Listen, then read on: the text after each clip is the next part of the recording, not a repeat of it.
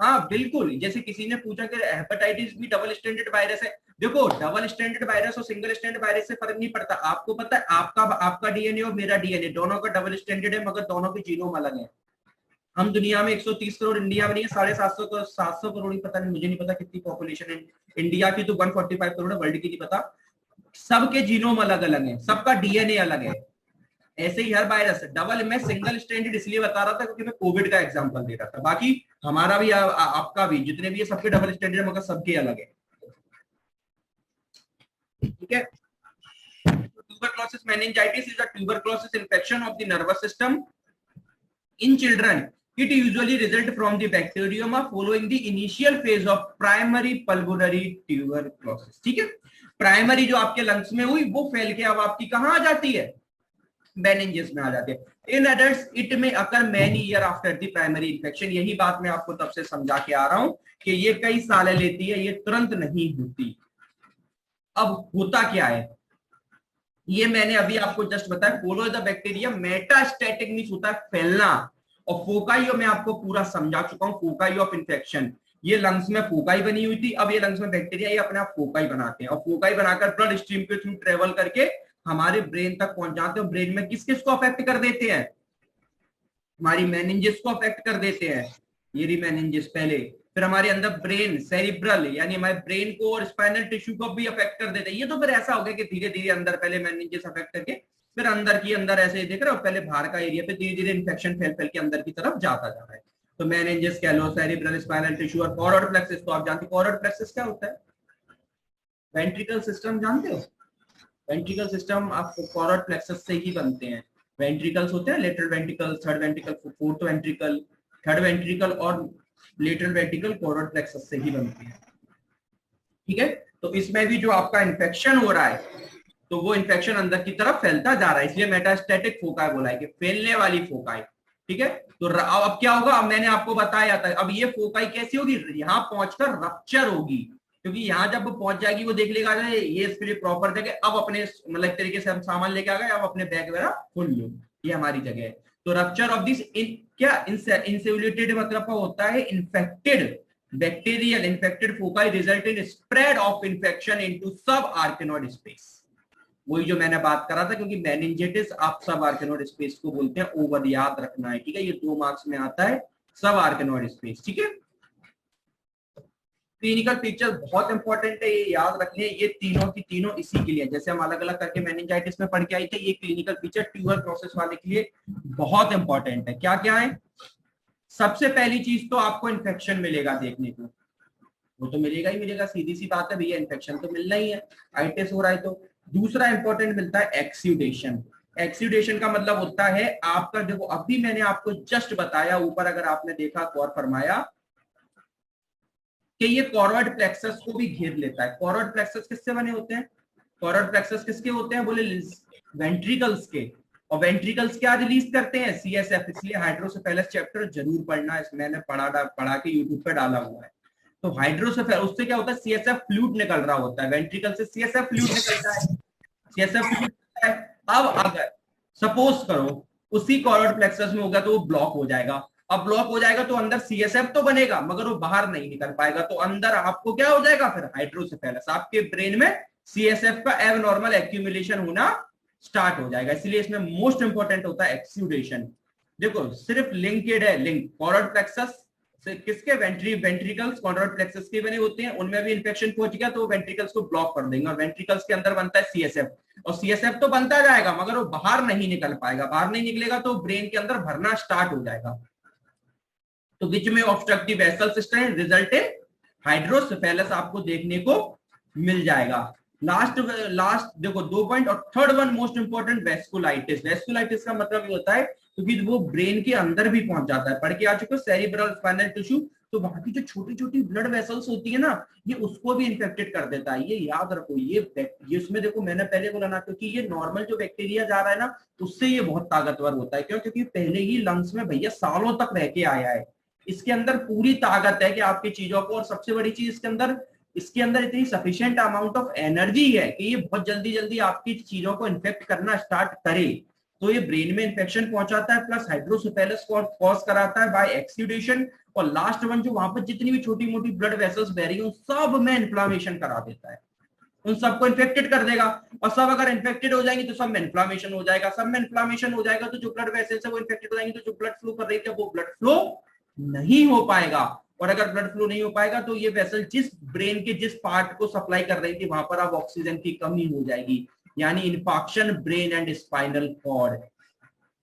समझ लो, पेशेंट को स्ट्रोक भी आ सकता है। तो ये तीन बहुत इंपॉर्टेंट चीज थी, that is infection, exudation and vasculitis. याद रखना है, ठीक है। इन्फेक्शन फैल रहा है, एक्सीडेशन क्यों फैल रहा है? क्योंकि आपके कॉलर प्लेक्सस पढ़ के आए थे तो वेंट्रिकल्स का और हाइड्रोसेफेलस हो रहा था, वेस्क्यूलाइटिस का secondary to inflammation around vessels resulting in infection of brain and spinal cord, ठीक है। और the basal meninges generally most severely affected. अब यहाँ पर एक बहुत प्यारा वर्ड आ रहा है, what is basal meningitis? Basal meningitis का मतलब कुछ नहीं होता, बेस वाली meningitis, meningitis at the base of brain. कौन सी होती है? आर्कनोड और पाया, तो वही तो तब से मेनिंजाइटिस में पढ़ रहे हैं। तो ये लाइन क्या लिख दी, लाइन घुमा के लिख दी, बस वही है कि बेसल मेनिंजिस का मतलब क्या, आर्कनोड और पाया यानी सब आर्कनोड स्पेस, ठीक है, वही अफेक्ट होती है, इसलिए तो इसको मेनिंजाइटिस में काउंट कर रहे हैं। नॉन स्पेसिफिक, देखो और सबसे बड़ी चीज, इसके 2 से 8 वीक तक, 8 वीक तक तो कहो सिम्टम ही नहीं आते। Non specific prodromal symptoms develop होकर 2 से 8 वीक के बाद इसके फिर 2 से 8 वीक के बाद इसके फिर नॉर्मल सिम्टम्स देखने को मिलते हैं। सिम्टम्स किस तरीके से मिलेंगे? 3 स्टेज में सिम्टम मिलते हैं, ये बहुत अच्छे से याद होना चाहिए, ये आपके लिए बिल्कुल एकदम बोलते ना, ये एकदम रट्टा मार होना चाहिए कि इसके स्टेजेस में क्या क्या होता है। इसकी स्टेज 1 में क्या होता है, स्टेज 2 में क्या होता है, स्टेज 3 में क्या होता है। अर्ली स्टेज मतलब विद इन वीक्स में क्या मिलेगा? अगर ब्रेन के मेनिंजाइटिस हो गया ट्यूबरक्लोसिस की वजह से, तो अर्ली वीक्स में क्या मिलेगा? सबसे बड़ी चीज अर्ली वीक में, अभी हम जस्ट पहले लाइन पढ़ के आए, नॉन स्पेसिफिक सिम्टम्स होते हैं। बिल्कुल ऐसे सिम्टम्स होते हैं कि आप पहचान नहीं कर पाते क्या होंगे। फीवर आएगा, ये देखो फीवर है, ये तो आपको वैसे ही जनरली हो जाता है। लेथार्जी यानी क्या? Lack of energy, weakness. Anorexia, anorexia भी समझाता हूँ। हेडेक, वोमिटिंग, कॉन्शियस लेवल तो आपका नॉर्मली रहेगा। हाँ, लॉस ऑफ कॉन्शियस हो तो आप थोड़ी बहुत पहचान भी कर पाओगे ब्रेन की चीजें, समझ रहे हो, क्योंकि ये बहुत बड़ा पॉइंट है। मगर वॉमिटिंग, हेडेक, फीवर, वीकनेस, ये तो बहुत कॉमन पॉइंट होते हैं, इसलिए नॉन स्पेसिफिक सिम्टम्स होते हैं। एनोरेक्सिया जरूर मिलता है। देखो एनोरेक्सिया नॉर्मली बहुतों में मिलता है। अभी आप बोलोगे, आप लोग बोलोगे ना, आप भी देख रहे हो तो आप लोग बोलोगे आप लोग को भी एनोरेक्सिया होगा। Anorexia is a psychotic disorder, anorexia is a eating disorder. इसमें क्या होता है कि लोग खाना खाना बंद कर देते हैं, उन्हें ऐसा लगता है कि वो मोटे हो रहे हैं। अब आप लोग कुछ लोग बोलोगे कि हम भी खाना नहीं खाते, हम भी मोटे हो रहे हैं, ऐसा नहीं है। इसमें अब अगर आप खाना नहीं खाते और आप मोटे हो रहे, आपका सदस्य आप खाना नहीं खाते, आपको भूख लगती है, तो आपको बिल्कुल एनोरेक्सिया नहीं हुआ। वो लोगों को भूख भी नहीं लगती, उनको लगता है कि मैं मोटे हो रहे हैं, और उनको प्लस भूख भी नहीं लगती। भूख लगना, अगर मैं सिंपल लैंग्वेज में बोलूं, एनोरेक्सिया मतलब क्या, कि पेशेंट के बॉडी में तो कोई प्रॉब्लम नहीं है, ड्यू टू मेंटल लेवल उनके ब्रेन में एक लोचा हो गया है, जिसकी वजह से अब उन्हें भूख लगना बंद हो गया है, ठीक है। एनोरेक्सिया बहुत डिफरेंट डिफरेंट टर्म्स में यूज करा जाता है, लेकिन आपसे अगर 2 मार्क्स में कोई पूछे तो याद रखना है कि इसका क्या होता है, एनोरेक्सिया नर्वोसा पूरा नाम होता है। It is a psychotic disorder और it is a eating disorder where patient, जहां पे क्या क्या खाना नहीं खाएगा due to its obsession. Obsession मतलब क्या, उसे ऐसा लगता है कि वो मोटा हो रहा है, ऑब्वियस हो रहा है, ठीक है, और ये उसे भूख भी नहीं लगती। ये आपकी थी स्टेज 1 अर्ली। स्टेज 2 आपकी इंटरमीडिएट है। अब इसके सब सिम्टम्स बढ़ा दो, देखो ये स्टेजेस याद करना बहुत इंपॉर्टेंट है, ठीक है। अब स्टेज 2 में आपकी वही सारी, अब ये सब क्या ब्रेन के लेवल की चीजें आने स्टार्ट हो गई जो आप पहले पढ़ के आ चुके हो। कंफ्यूजन, क्रेनियल नर्व, जो आपकी 12 क्रेनियल नर्व होती है तो उनकी पैरासिस, उनकी वीकनेस होना, यानी आप जो क्रेनियल नर्व की जो मोटर सप्लाई है, जैसे आंखों की मसलों के लिए चिक्स मसल के, सबके फेशियल मसल्स की, तो उन सब में वीकनेस देखने को मिलेगी। मेनिंज्म में मिलेगा, ठीक है, मेनिंजाइटिस, वेस्कुलाइटिस यानी जो ब्लड वेसल, बात कर चुके हैं वेस्कुलाइटिस, अभी पीछे पढ़ के आई थे, ब्लड वेसल्स, ठीक है। और क्या, हेमीपैरेसिस मिलेगा, यानी एक साइड की बॉडी में वीकनेस मिल सकती है या दोनों हाथ पे चारों में मिल सकती है, कोई जनरल वाली बात नहीं है। अटैक्सिया मतलब इनकोऑर्डिनेटेड गेट मिलेगा, वो तो मिलना ही मिलना है, जब भी वीकनेस हो अटैक्सिया तो मिलना ही मिलना है। डिसआर्थरिया का मतलब होता है स्लर्ड स्पीच। स्लर्ड स्पीच तो इसलिए मिलेगी क्योंकि हम बात कर चुके, क्रेनियल नर्व पाल्सी होगी तो फेशियल नर्व काम नहीं कर पाएंगी, तो पेशेंट को बोलने में तकलीफ होगी। प्लस अभी जस्ट अपन पीछे एक बहुत इंपॉर्टेंट पढ़ के आए थे, एक्सीडेशन, तो हाइड्रोसेफेलस मिलेगा, यानी sign of raised intracranial pressure. कब बढ़ेगा? क्योंकि CSF बढ़ेगा, तो आ गया साइन वो सारे। प्लस इंपेयर्ड कॉन्शियस लेवल आपको इंपेयर्ड मिलेगा, कॉन्शियस लेवल आपको इंपेयर्ड मिलेगा ये, ठीक है।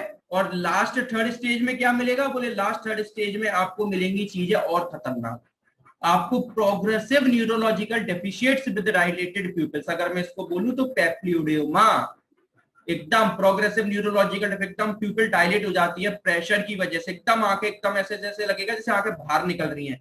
पेप्लियोडियोमा पढ़ा चुका हूं पिछले मेनिंजाइटिस के लेक्चर में भी, मैंने पेप्लियोडियोमा समझाया था, ठीक है। डायलेटेड प्यूपिल्स हो जाती हैं। एक यहाँ पर बहुत अच्छा वर्ड लिखा है कि ब्रेन स्टेम में कॉम्प्रेशन होना स्टार्ट हो जाता है। ब्रेन स्टेम अपना समझते हो, सेरिबेलम वाला पार्ट, उसमें कंप्रेशन होना स्टार्ट हो जाता है। तो पेशेंट दो में से एक पोस्चर में आपका स्टार्ट हो जाएगा।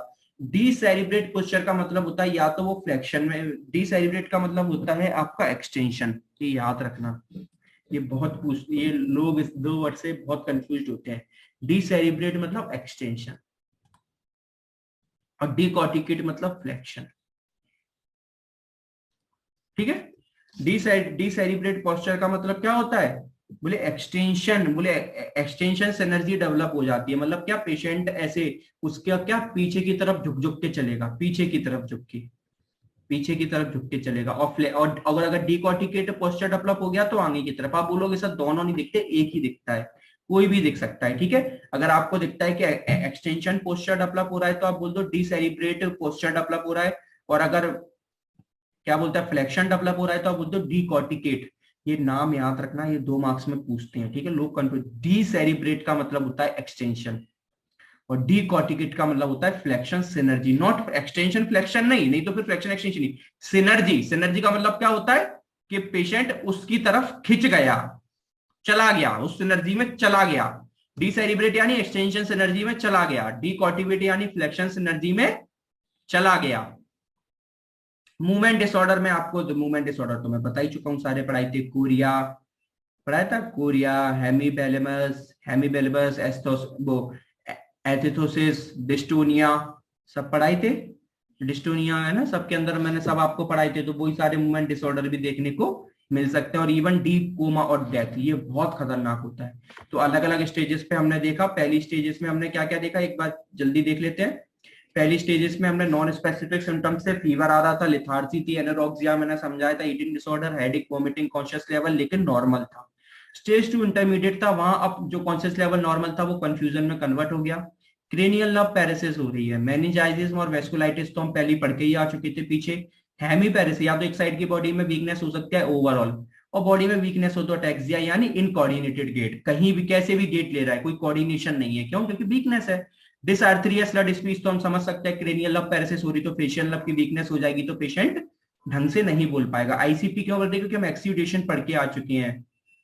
फॉरवर्ड प्लेक्सस पे इंफेक्शन फैल रहा था तो वेंट्रिकल्स को कवर कर रहा था, और इंपेयर्ड कॉन्शियसनेस तो हो ही रहा था। स्टेज 3 में, एडवांस स्टेज में हम क्या बोल रहे थे, प्रोग्रेसिव न्यूरोलॉजिकल डिफेक्ट विद कोई ना कोई न्यूरोलॉजिकल डिफेक्ट होगा, प्लस डायलेटेड प्यूपिल्स, क्या है, ड्यू टू प्रेशर की वजह से कैसे आंखें बाहर निकल के आएंगी, जैसे अंदर की तरफ प्रेशर डेवलप हो रहा है, इसे पेप्लियोमा बोलते हैं। Science of brain stem compression दिखेगा। डीसेरिब्रेट पोस्चर का मतलब होता था एक्सटेंशन एनर्जी, और डी कॉर्टिकेट का मतलब होता है फ्लेक्शन एनर्जी, ठीक है। बाद में ग्लासकोमा स्केल अगर पढ़ाऊंगा, याद करवाऊंगा, उसमें ये वर्ड आते हैं, डीकॉर्टिकेट, ठीक है। मुंह में अब अच्छा मुझे बताओ, नॉर्मली पेशेंट जब स्ट्रोक की तरफ, ये मैं बार बार बता चुका हूं, जब पेशेंट स्ट्रोक में गया या कोई भी, उसमें सबसे पहले कौन सी सिनर्जी डेवलप होती है, डीसेरिब्रेट की पेशेंट में क्या पहले डेवलप होता है, डीसेरिब्रेट डेवलप होता है कि डीकॉर्टिकेट डेवलप होता है? डीकॉर्टिकेट, फ्लेक्शन एनर्जी, डीकॉर्टिकेट। ये याद रखना है, पेशेंट में डीकॉर्टिकेट डेवलप होता है, इसलिए कभी भी ये फ्लेक्शन एनर्जी नहीं लिख के आएगा, डीकॉर्टिकेट लिख के आएगा। तो आप कंफ्यूज नहीं होना, डीकॉर्टिकेट का मतलब होता है फ्लेक्शन एनर्जी डेवलप होगा। मूवमेंट डिसऑर्डर हो गए, डीप कोमा, डेथ हो सकती है। इन्वेस्टिगेशन तो देखो नॉर्मल, जनरल में क्या देखोगे, आपको पेशेंट में अनीमिया दिख सकता है, ठीक है। ल्यूकोसाइटोसिस का मतलब क्या होता है, WBC हाई, वो तो नॉर्मल बात है, दिखना ही है। और हाइपोनेट्रीमिया का मतलब क्या होता है, सोडियम का लेवल गिरा हुआ मिलेगा, सोडियम पोटेशियम का लेवल, यानी जो आपके इलेक्ट्रोलाइट्स है सीरम में, उनका लेवल गिरा हुआ मिलता है। ये normal general non specific test है, सब में ही मिलेंगे अगर बॉडी में कोई ना कोई इन्फेक्शन हो। CSF में जो हम पहले पढ़ के आए थे मेनिंजाइटिस में, सेम वही, WBC बड़ा मिलेगा, प्रोटीन बड़ा मिलेगा, ग्लूकोज कम मिलेगा, प्लस आईसीपी भी बड़ा मिलेगा। ठीक है, उसमें भी आईसीपी पढ़ के आए थे, तो आईसीपी जरूर लिख के आना। इसमें मोस्ट इंपॉर्टेंट टेस्ट आप लिख के आओगे, डेट इज ट्यूबरक्लोन। ट्यूबरक्लोन टेस्ट को मोन्टेक्स टेस्ट भी बोलते हैं, पता है कौन सा टेस्ट भी बोलते हैं? मोन्टॉक्स, मोन्टॉक्स टेस्ट भी बोलते हैं। क्यों बोलते हैं मोन्टॉक्स टेस्ट? क्योंकि ये मोन्टॉक्स टेस्ट, इसका नाम है ट्यूबरक्लोसिस टेस्ट, ये टीबी के लिए होता है, ट्यूबरक्लोसिस के लिए ही होता है। इसमें मालूम क्या करते हैं पता है? देखो जनरली बताता हूँ थोड़ा सा।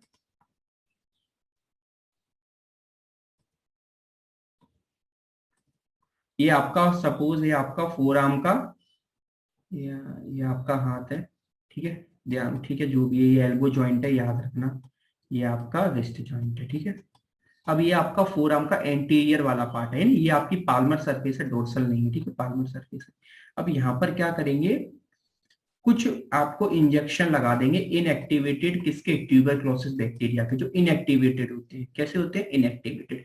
उसी के इंजेक्शन लगा के आपको स्किन पर उसको लगा देते हैं। बोले क्या होता है, जैसे अगर आपके अंदर इस बैक्टीरिया, देखो अगर अब ये क्या है? एंटीजन है। अगर मैंने यहाँ टीवी के पे लगाया तो ये क्या? एंटीजन है। अब अगर आपको टीवी है पहले से, तो आपके अंदर इस बैक्टीरिया के लिए ऑलरेडी एंटीबॉडी डेवलप है कि नहीं? अगर आपको टीबी होगी तो ऑलरेडी इसके लिए डेवलप होगा। तो इसका मतलब क्या है कि वो एंटीबॉडी फटाफट इस जगह पर आकर यहाँ पर रिएक्शन दिखा देगी, या रिएक्शन आपको शो हो जाएगी। क्यों हो जाएगी? क्योंकि आपके बॉडी में एंटीबॉडी उस एंटीजन के लिए ऑलरेडी डेवलप है, यानी आपको टीबी है। और अगर आपके अंदर उसकी एंटीबॉडी डेवलप नहीं है और आप इनएक्टिवेटेड फॉर्म में लगाओगे, तो उससे आपको टीबी नहीं होता, इनएक्टिवेटेड फॉर्म में होते हैं।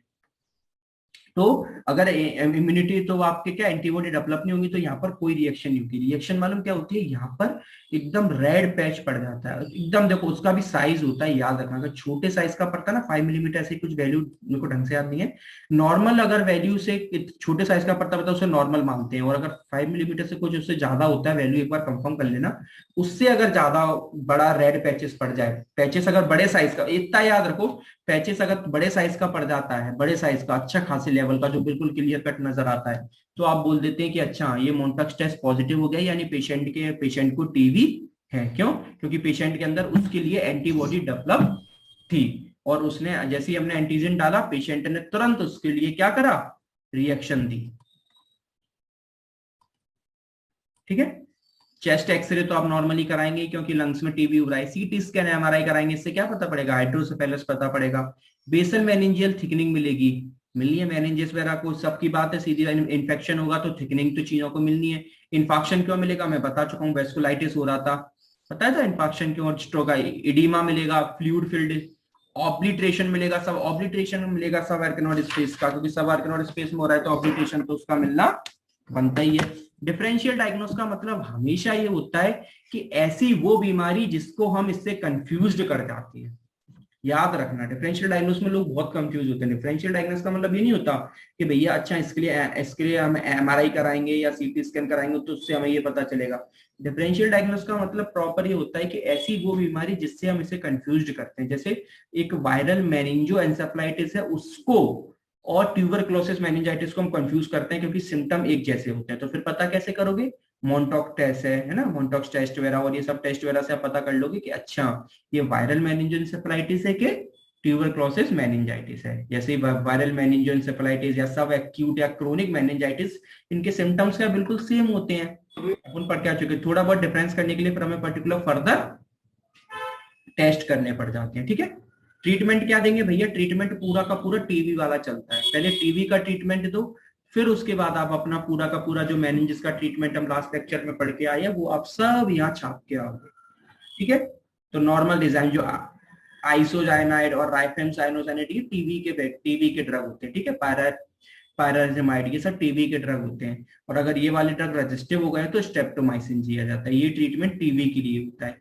बाकी मेनिंजेस वाला ट्रीटमेंट इसमें आप लिख के आओगे, वो प्रॉपर जो पीछे लास्ट लेक्चर में यूट्यूब में इसकी लिंक डाल दूंगा मेनिंजेस वाले लेक्चर की, आप पढ़ के आओगे। ठीक है, फिर इंट्राथिकल थेरेपी करी जाती है, स्टेरॉइड्स दिए जाते हैं, मैं तो बता ही चुका हूँ एंटी इन्फ्लामेटरी के लिए। और सीएसएफ ड्रेनेज में बता ही चुका हूँ किससे सीएसएफ ड्रेनेज करते हैं, पहले भी कल भी बता चुका था, वेंट्रिकुलर पेरिटोनियल शंट के थ्रू। वेंट्रिकल्स में डाल देते हैं, वेंट्रिकल से वहां पर जो सीएसएफ बन रहा है वो इसके पाइप के थ्रू एब्डोमेन में जो पेरिटोनियम मेम्ब्रेन होती है वहां पे छोड़ देते हैं, तो वहां पर ये एब्जॉर्ब होता रहता है। ये क्यों है? हाइड्रोसेफेलस के लिए। और रेज्ड आईसीपी को मेंटेन करने के लिए।